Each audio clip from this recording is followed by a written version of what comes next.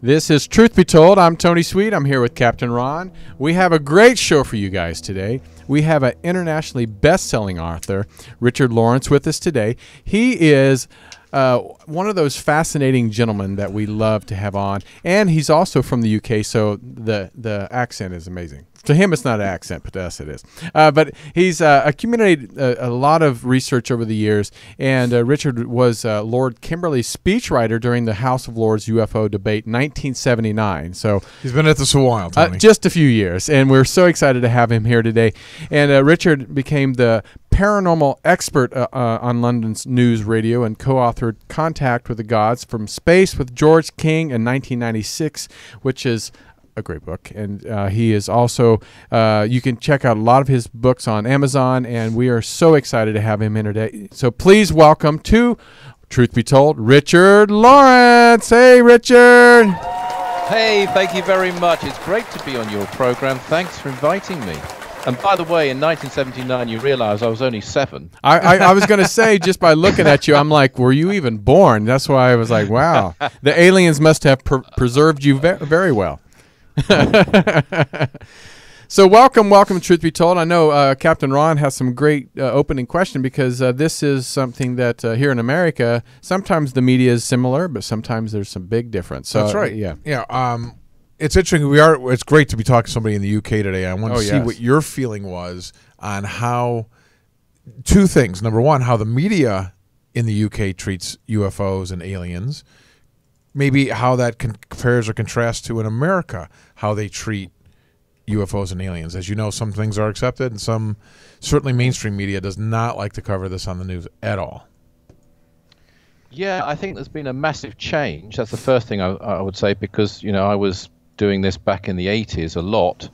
And in those days, I mean, there were various things. First of all, it was taken sort of as read that it was an eccentric topic. And it isn't taken always like that now. Also, you have more specialist programs that are just devoted to it, such as your very good program here. But also I did Coast to Coast a few times with George Norrie, for example, very open-minded. And then, as you mentioned, I had my own program on a big station here called LBC. And, you know, in fact, on a Saturday night, it was the most listened to radio show in London. Wow, that's awesome. When we were including all the BBC channels for a while, which shows, I think, the popularity of the topic. Sure. Did stop people. But I've noticed a change since social media has taken off in this country, in that now they don't have it so much on the mainstream channels at all. They don't ridicule it so much. When you do go on, and I did an interview quite recently on one, when a pop star had a UFO sighting, that's the sort of time they wheel you out for an interview, you know. But that was perfectly fine. But in the early days, another, of course, big thing was that governments were trusted.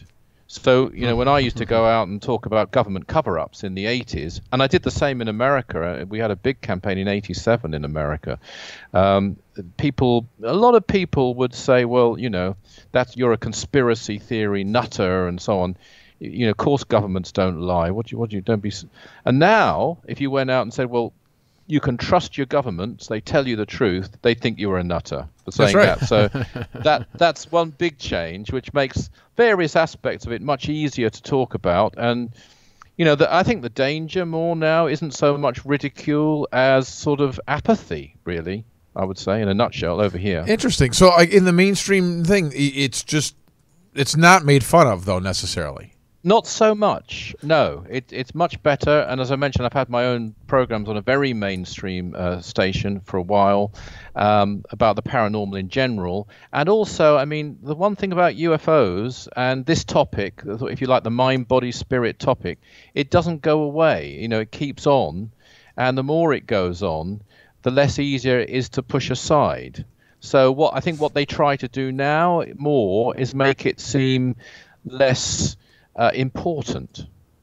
Whereas in the old days, it would be like, well, this is just, you know, a sort of sensationalist, eccentric. There's no fear of people really believing this too much, so they weren't so worried by it. But now they're a bit careful, I think. Interesting.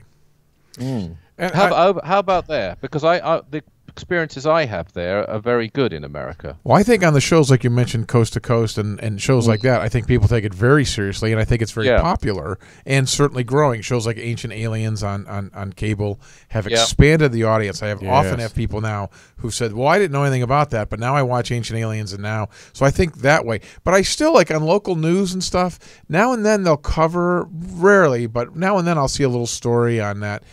Typically, there's still some smirks or still some, well, little green men or whatever, and they just kind of laugh it off. They don't we had a piece take over it serious. here on the Aetherius Society, which I'm secretary of, as I think you know, and we go up one of the, well, we call it a mountain. It's actually a small hill in this country, with quite a few people, like say 150 people, something like that. And we send out spiritual energy through healing, through prayer, through mantra from there, for the world, for peace, for freedom, and we believe we're in touch with beings from other worlds as well, as I think you know.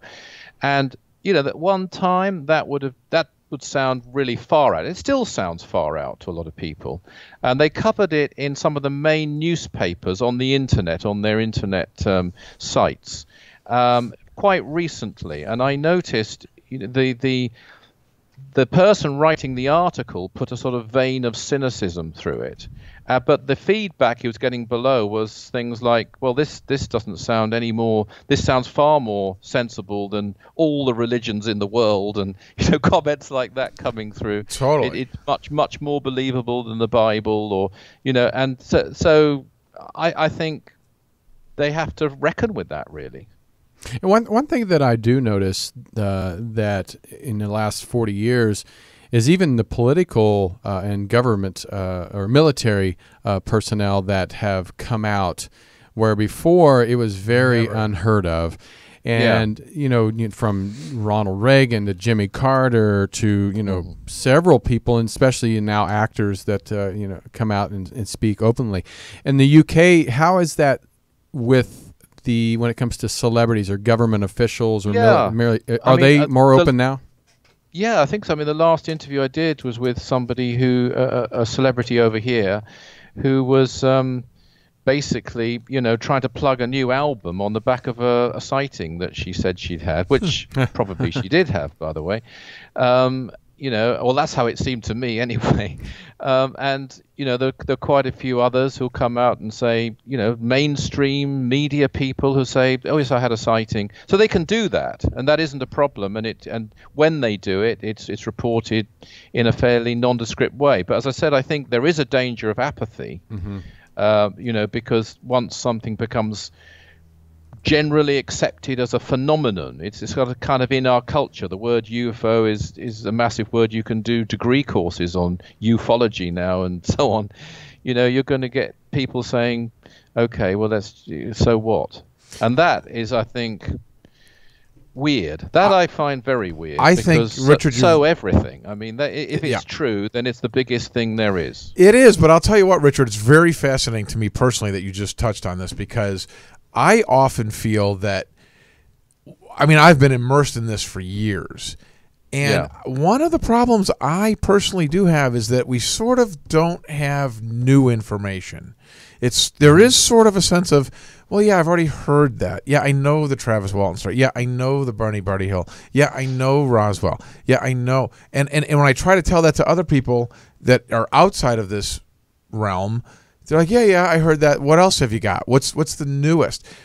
The truth is, there really isn't there hasn't been a new mass sighting. Phoenix, I would argue, Phoenix Lights was the last big thing that really made national news. But that was even, 15, 20 years ago. Especially with technology. Let me ask you a question then. I mean, if we don't act, we the human race, don't act in the light of the old information, do we deserve any new information? Well, I mean, that's a good point too. But I think that it contributes to the apathy of it. I mean, the fact that you only need one absolutely definite sighting, and that should be enough. That's true too. And they don't. That's an excellent point. All we need of all these millions of claimed sightings is one to be real, and this whole thing is the greatest story ever. However, you know, I think there is some apathy settling in with this, because it's like, yeah, that's what's new. I mean, because certainly people not in this cult, because you can say, if you can say, well, there was only one Jesus, so. So how do we know?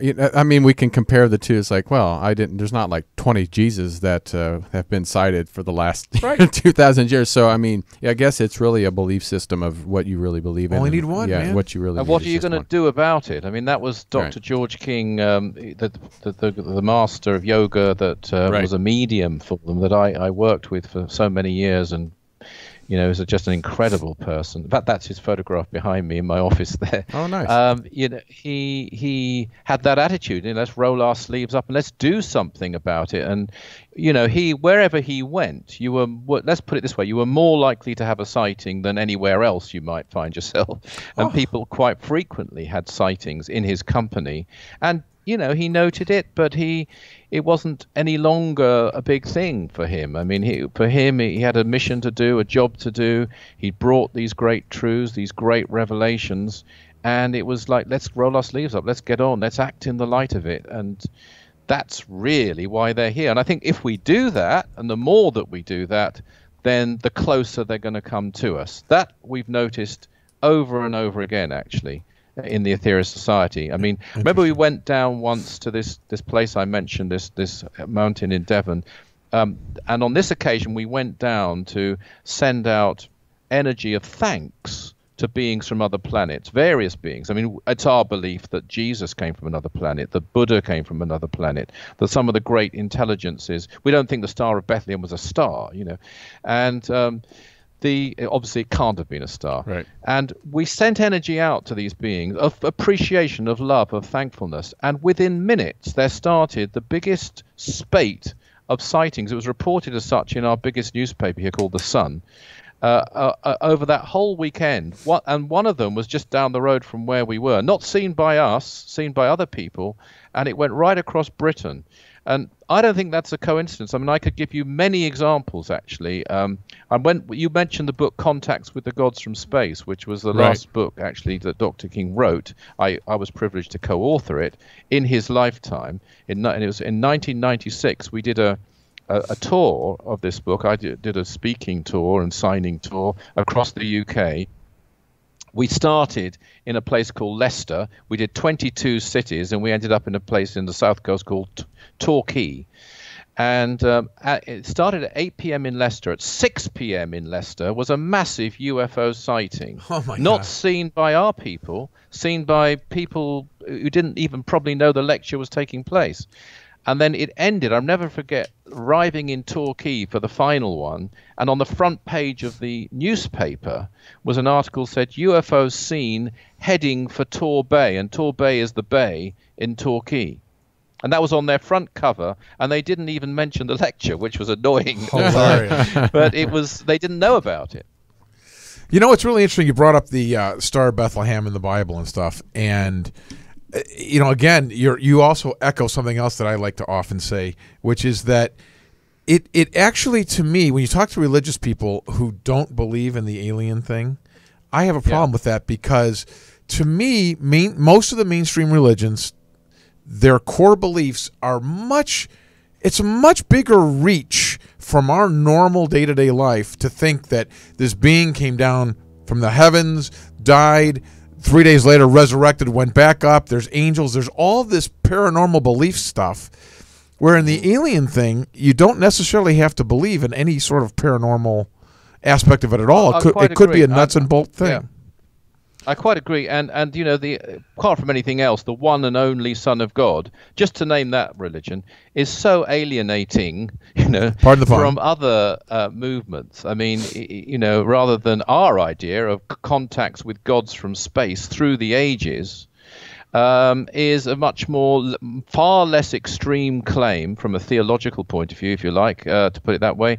It's a very, very believable, quite common sense view, really. I mean, it's only seems strange because people make it seem strange, because we have conditioned thought, and in the light of that conditioned thought, people think, oh, that's a bit weird. But actually, it's not a bit weird. I mean, what is weird is war. That's worse than weird. That is mad, but it's going on all over the planet. Well, let me ask you this then. Okay, the problem I have with this is that there are so many different messages coming from so many different things, from George Adamski saying one thing to the abductees who claim that the aliens are coming to save our planet, or the aliens are coming to save us from ourselves, or the aliens are coming. Everybody's got this different image. How do you know what's right or what's real or which one to believe or whatever? That's the key, isn't it? Really, it is. I mean, and all you've got are you've got a few things you can go by. You've got your own common sense for a start off. You've got your logic. I don't mean by that an intellectuality per se, but you can have people who aren't highly educated are far more logical than some professors. That's for sure. You've got intuition, which is a very, very good guide if you're able to follow it, and we all have that potential to follow it. And then you've got experience. So that, I mean, those are the things I would go by, and I wouldn't expect anybody to take my word for the fact that Dr. King was in touch with beings from other planets from 1954 to 1997. It's I think a unique claim, I believe, from my investigations of that period of regular contacts, far, far more lengthy, for example, than George Adamski. And you go by various things. You go by the message. Is the message, look at it, is it really wonderful? As Dr. King once said, this either came from his brain or it came from beings from other worlds. If it that's came right. From which one? One of those two. If it came from beings from other worlds, then that's wonderful. If it came from his brain, then he must be wonderful, and he's not claiming to be wonderful. Right. That's what he used to say. This is a different Dr. King, Tony, so don't get confused here. Oh, so see, I thought it was like, let's go to the mountain. Yeah, but I mean, I understand that that's personally how you make that judgment, but I mean, I really, I have a hard time sorting out which one of these guys really is talking to the real thing. And the message isn't always the same. So it's not like, well, everybody that has a contact says this. They all say something different. So it's like, well, which one's real? Which one's a hoax? Which one's just coming from that guy's brain? Which one's just a mistake? Yeah. It's hard to sort out. First of all, one thing I would do is look at the source. So, someone's coming along and they're saying, I am in touch with whatever, a being from Venus or Mars or somewhere way out in, another constellation, whatever they're saying, I would still look at the person who's saying it. I would look at the caliber of their persona, the content of their life, what they do, how they live. That's one yardstick, because if you're dealing, for example, with mediumship, and I know a bit about this myself, I've done sort of basic mediumship myself, nothing comparable with Dr. King, channeling beings from other worlds, not that. But if you're looking at mediumship in general, the key to mediumship is that the person who is channeling a being must be at the level of that being while they're channeling them. And that's something that isn't understood by a lot of mediums. And if you think about it, unless that medium's able to elevate themselves to the level of their communicator, there'll be no rapport. And that's what mediumship really is. So you look at, and in the case of Dr. King, he practiced yoga. And by yoga, I don't mean sort of keep fit asanas and the sort of thing people think of now so much, but the ancient yogas, mantra yoga, kundalini yoga, bhakti yoga, raja yoga, and so on, for 10 years for 8 hours a day. Now, this was before he was ever contacted. This was after the Second World War. So from 1945 to 1954, he was doing this, as well as a job. He didn't have his own income. Now, I have looked into this. I haven't found anybody in the world, in the West anyway, who's ever claimed to do that. And those in the East who've done it haven't sort of held a job down and done it, at the same time. They've been in ashrams or retreats or whatever. So that alone makes him unusual. Even that claim makes him unusual. And then you can look at the caliber of the individual. What did he do himself in his life between 1954, when he first was contacted, and 1997? And you'd have to say that, he lived it. I think even his biggest critics who don't really believe him, they've acknowledged that here's someone who practiced what he preached. He lived it completely every day, and he was on call for 24 hours. And I know that because I went on short vacations with him, for example, at times, and he could get contacted at any given time, and he was immediately on duty. He was totally committed and dedicated to it. Now, if you can find someone else who did anything like that for that period of time, 43 years, fine. But I don't think, I haven't come across any. Well, there are other groups, though, things like that seem more obscure, like the Raelians, if you know Raphael. Yeah. And I met Rael. Yeah. Rael, what do you think of that kind of stuff? I mean, those are... Well, there again, one thing that in the Aetherius Society, we're quite careful not to do is to disparage other organizations. I agree with you. One has to discriminate carefully. I mean, clearly, I don't believe it. Otherwise, if I did, because there are differences between the Raelians and us, and so therefore, if I believed the Rails, I'd be there and not here. Sure. But having said that, I think you could look into a movement like that and some of the things they've claimed and some of the things they've said, and look at what they've done and discriminate and form your own conclusion quite easily, I would have thought. Richard, I have a question. I know the Aetherius Society and George King, he referred to the aliens as cosmic masters. Correct. Yeah. And I'm curious on the believers who are supposed to learn how to help humanity solve current problems here on Earth. What involvement does the believer get to do? Meaning, is it, I know through meditation, but what do they go to? Is it like fundraisers, or I'm just curious on how they give back to solve problems? Well, Dr. King sort of, I think brilliantly myself, defined the problems of the world in a very simple phrase. He said it's a spiritual energy crisis. And his remedy was sending out as much positive spiritual energy to the world as you possibly can. And we do that in a whole variety of ways. So just to give you one example, we have an online site called 12blessings.org. 12blessings.org.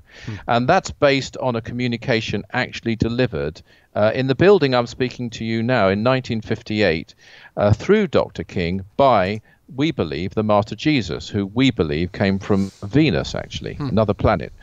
Now, and he wasn't, we believe, the one and only Son of God either, but he was a great intelligence. Now, that's a practice that people, for example, can tune in online. They don't have to be members of ours, and we have dozens and dozens of people, hundreds actually over the months, tuning in to that every week and sending energy out to the world.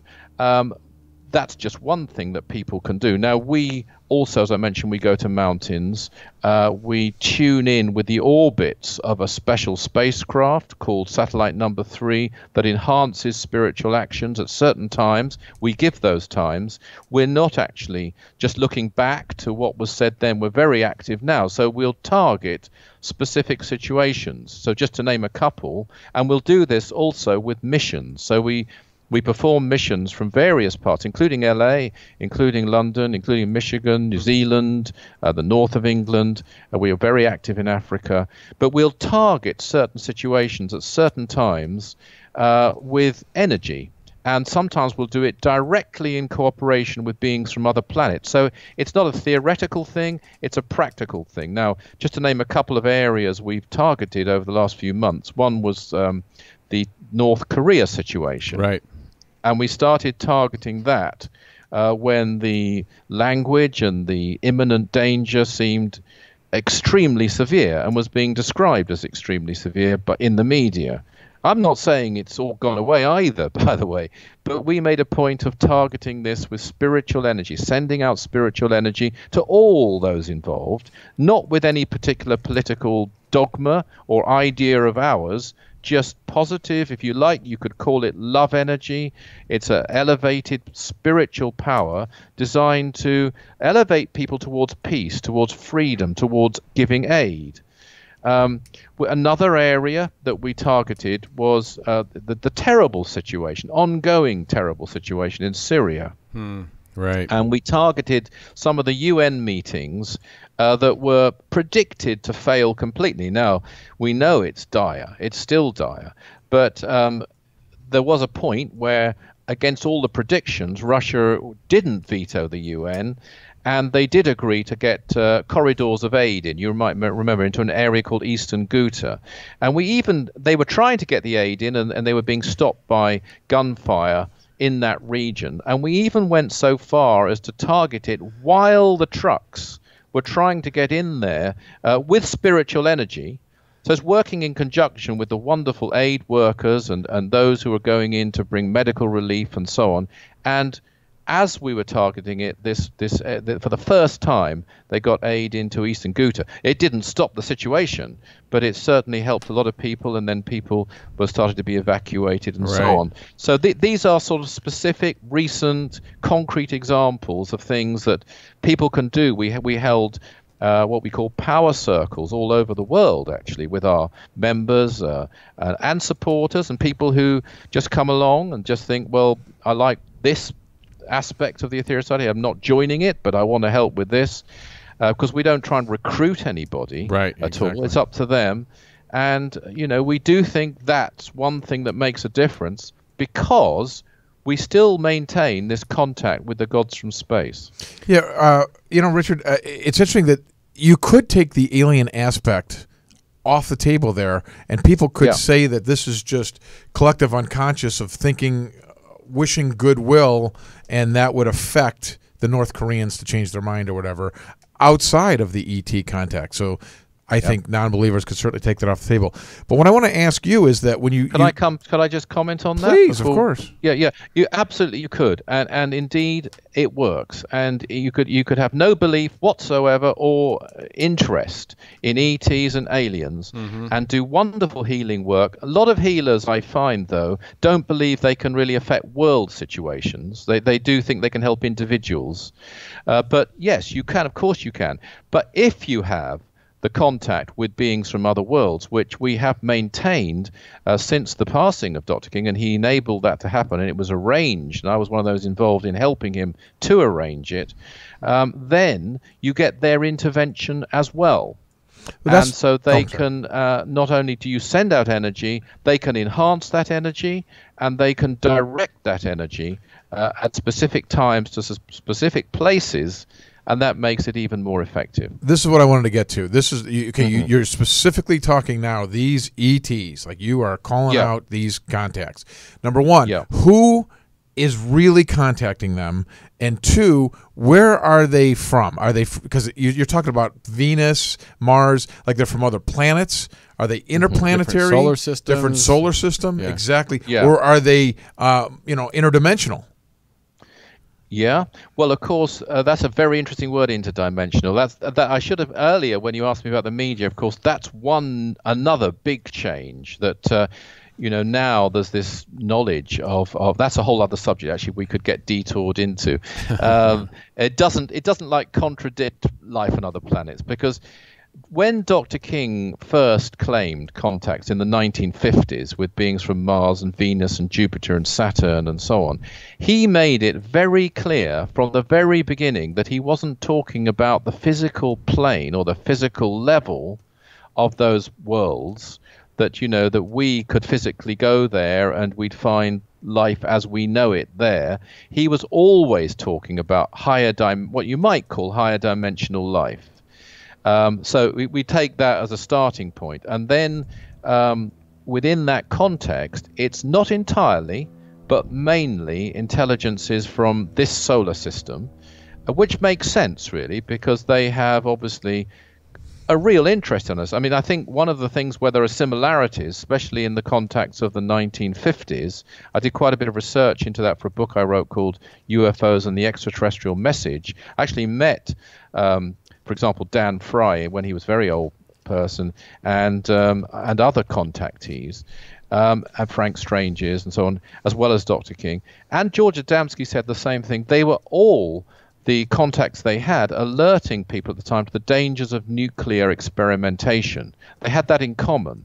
And of course, nuclear experimentation will affect not just our world, but space as well. But their interest is a compassionate interest. So to answer your question, we're talking mainly about intelligences from this solar system.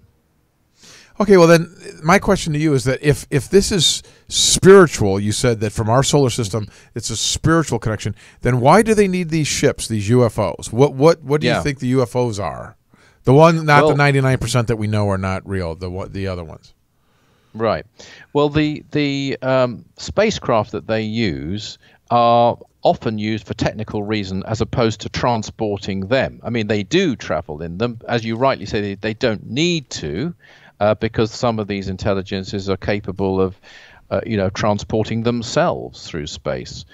Or most of them are. I mean, we're very, very backward. I mean, that's the laughable thing, isn't it? When people come on and say, I wonder if there's life out there as advanced as we are. I think, I mean, goodness gracious. I mean, let's hope it's a lot better than this. And it must be, because they can get here, But so they use their craft for observational reasons. They use it for, now I mentioned, for example, satellite number 3, which is manned, but it's not manned for the purpose of transporting the people. And there are beings there, we're told, from outside this solar system as well.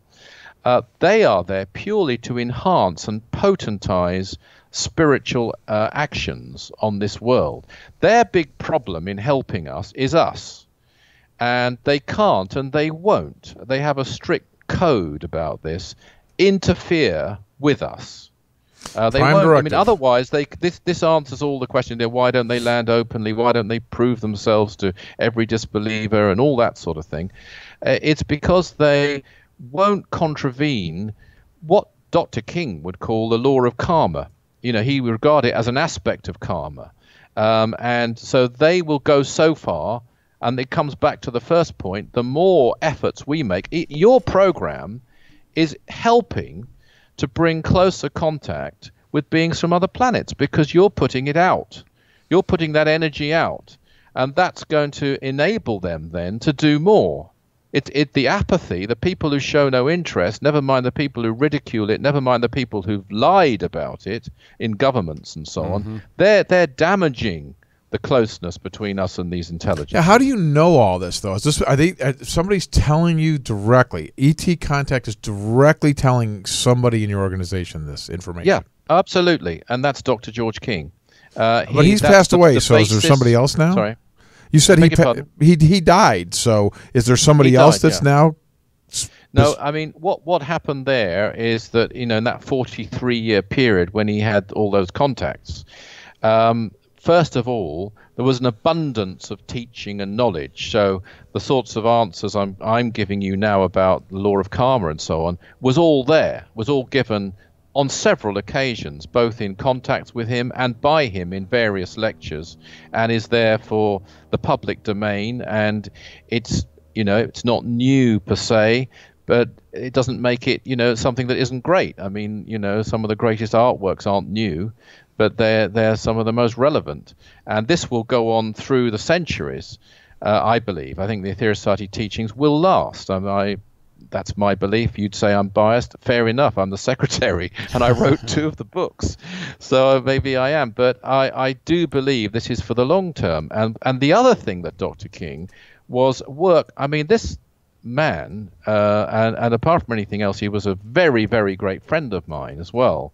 And I saw him working all the time, even to the definitely to the detriment of his health.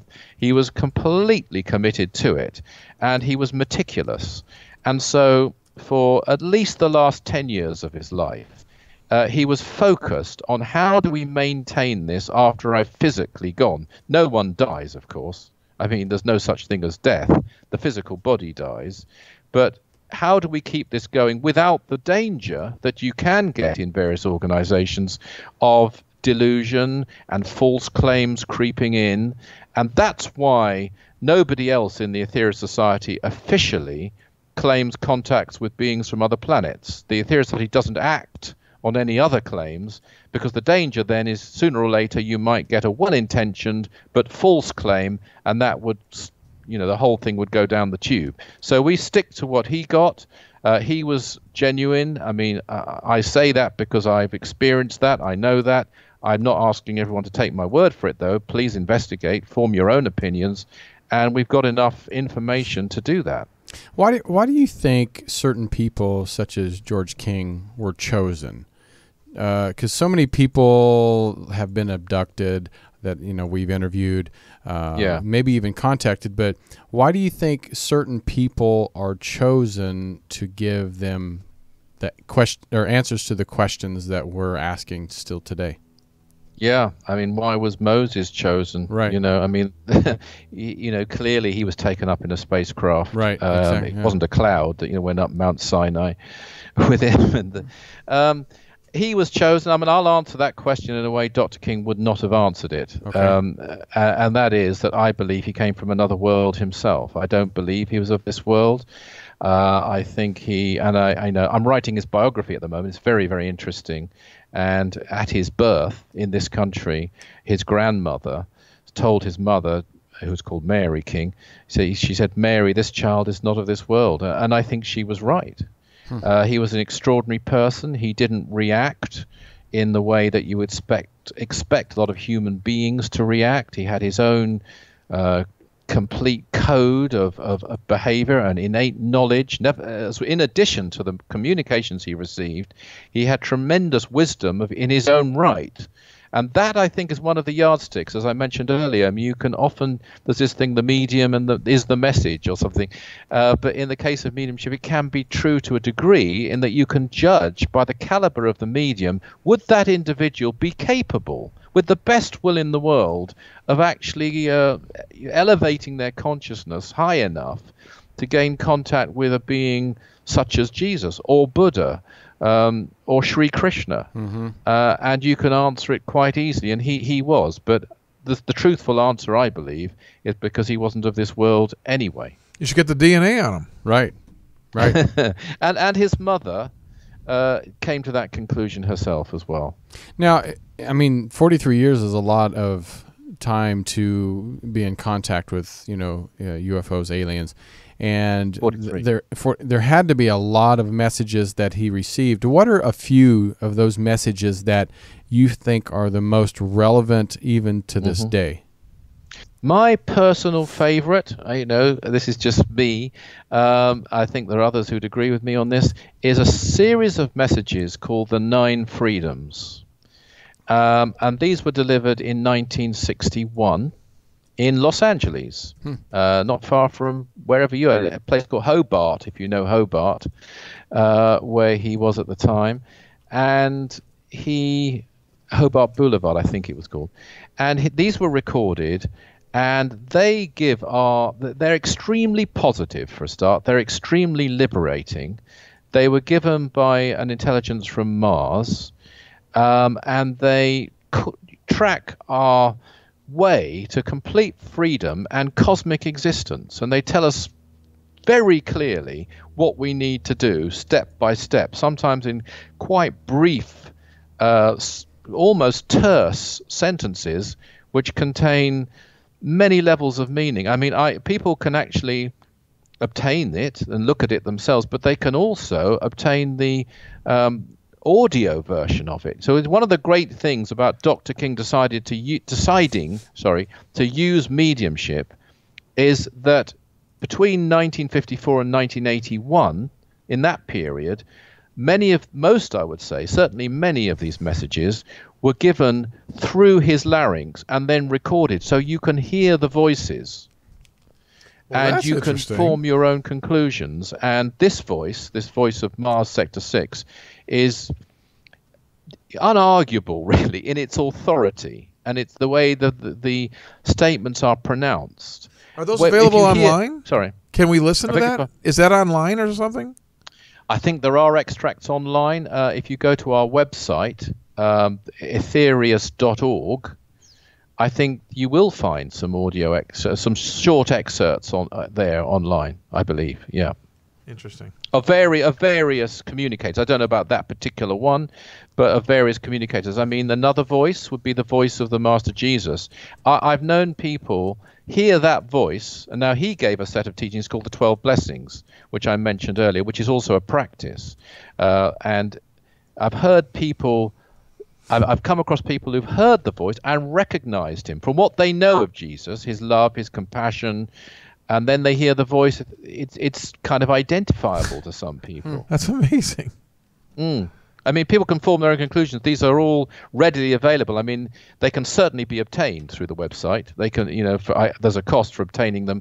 But I think there are also some excerpts you can just hear to get an idea, I believe. Well, it's very interesting that this seems like, it seems like there's been other prophets through the years who have these direct contacts with extraterrestrial beings, and they're sort of build up a following around them like Dr. King has.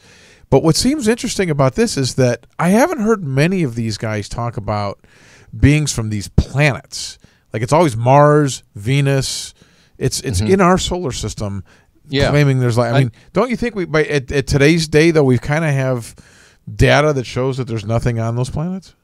Well, that's why I picked up your phrase about higher dimensional life straight away. I mean, we aren't talking about physical life as we know it, as I said earlier. And he never was. Dr. King made that clear from the very beginning. Even when multi-dimensional existence wasn't even known about, really, or talked about. There was no sort of concepts that we have now of dark energy, dark matter, and all the other things, multi-dimensional existence, and cosmic wormholes, and all of this has come since. And now I think scientists in quite seriously are looking at parallel universes, and as I'm sure you've covered in other programs, the spectrum is the electromagnetic spectrum.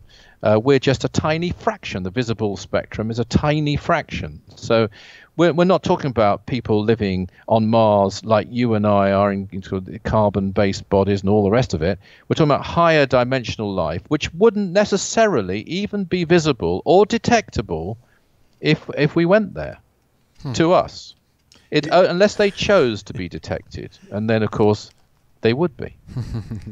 Got an answer for everything, Tony. I love it. I mean, it's great stuff. And I think there's a lot of people, that, especially in Los Angeles, where yoga and meditation capital, the U.S. Yeah, I come a lot. I think it's great. Yeah.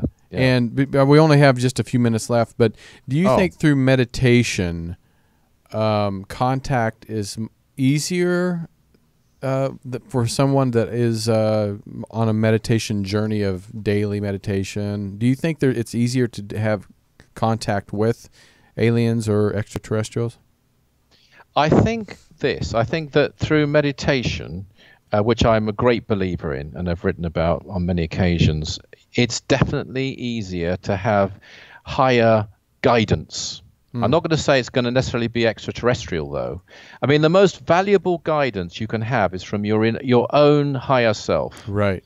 That's something I've learned, having channeled many people on the other realms, and some of them quite brilliant, but not cosmic intelligences. And that's on the record, and you can see it on my website. But I think at the end of the day, what you have, whether you don't need to do that, but we all need to make contact with our own inner self, our own intuition, and that will guide us to realization. That will enable us to recognize not only the truth of something, but the importance of something. And that's the big problem on this earth. Something really important, the sort of things that you cover on Truth Be Told. It's a lot of people, they think, well, that's nothing. What's really important is the royal wedding over here, or over there, Trump's affair with alleged affair, or whatever it might be. That's what they think is important, and that's a big problem. But if we do meditation, our priorities change. Also, we gain the desire to serve, and we start to realize that it works. Our doubts start to be dispelled by inner knowledge, and that, I think, is absolutely invaluable. Richard, it seems that you mentioned the Moses thing, and you've had several things you mentioned from the Bible. So you think this goes all the way back? So you succumb to the ancient aliens thing, where this has been going on for thousands of years at the minimum, right? Oh my goodness, yeah. I mean, I'd say millions, as a matter of fact. There you go. The Hindu scripts, I mean, predate the Bible. And they're, as I'm sure you know, full of spacecraft, vimanas, they call them. And again, they're the gods from space. They're gods like Rama and Krishna, and traveling in these space vehicles of great light. And it's a thread. It runs through all the ancient, well, many of the ancient civilizations in many different ways. There's nothing new about it. The staggering thing is that anyone would find it strange. That's the strangest thing, that people find it strange. That's the strangest thing, Tom. Well, we unfortunately, time is almost up here, and we want to know: are you going to be coming to the U.S. anytime soon? Yeah, definitely. I mean, I come over every so often. Actually, I was over last year, and I'll definitely be over next year. As I told you, I'm working on the biography. It's our centenary year next year of Dr. King's birth, great. On 1919. And we're bringing out his biography, which I'm writing with a co-author, is Brian Kniep, who's our secretary in LA. And I'll certainly be coming over for the launch of that, possibly next May. Couldn't say exactly when, but certainly. And I hope to meet you. I hope you stop in. Yeah. Yeah. I would love that. And people can go to your website. I think you have two websites. What's Aetherius, right? Aetherius.org. Aetherius.org. That's the main one to go to. I have my own website, which is just richardlawrence.co.uk. And then I mentioned that other one, 12blessings.org, where you can actually join in, and people from all over the world join in every weekend. We have you can see it on the website, and send energy out, and send energy for various situations, and it does make a difference. Yeah, I'm looking at the website. Great website. And so you have three different choices. We hope you guys go to all three, and please pick up the book that he wrote, and it's called UFOs and Extraterrestrial Messages, a spiritual insight into UFOs and extraterrestrial transmissions. You can get those on Amazon. I'm sure pretty much anywhere it carries books, you can buy them. So, but this was great conversation. We loved having you on the show, and thanks for staying up and calling in from the UK. No, it's a pleasure. Thank you for inviting me. Of course. Absolutely. All right, but we're going to take we had to take a break, and then we're going to take a break and go have some tea right now that we got from getthetea.com. English tea, I trust. Of course. At getthetea.com. That's nonsense. It's from India or Ceylon or wherever it's from. Right. Made in. So, all right, thank you guys for tuning in to Truth Be Told. We appreciate you. And Richard, once again, thank you very much for joining us. Thank you. Thank you. Take care. We'll talk to you soon, guys, on Truth Be Told. I'm Tony Sweet. Captain Ron.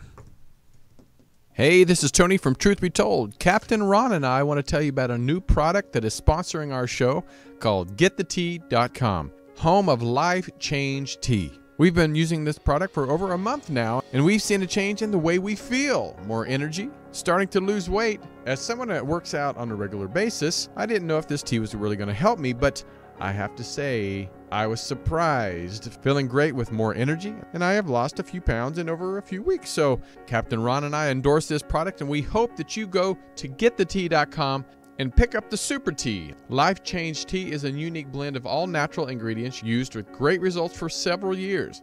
They take great pride in selling all organic U.S. manufactured product. It's a special blend which aids in maintaining great digestion, boosting your immune system, and may help cleanse your body from unwanted intruders. So stay healthy, stay happy by going to getthetea.com. Tell them that Truth Be Told sent you. Circular-shaped, unidentified objects that have been reported. 3 shiny objects in the sky attracted my attention. The unidentified object moved slowly down the Pacific coast and disappeared.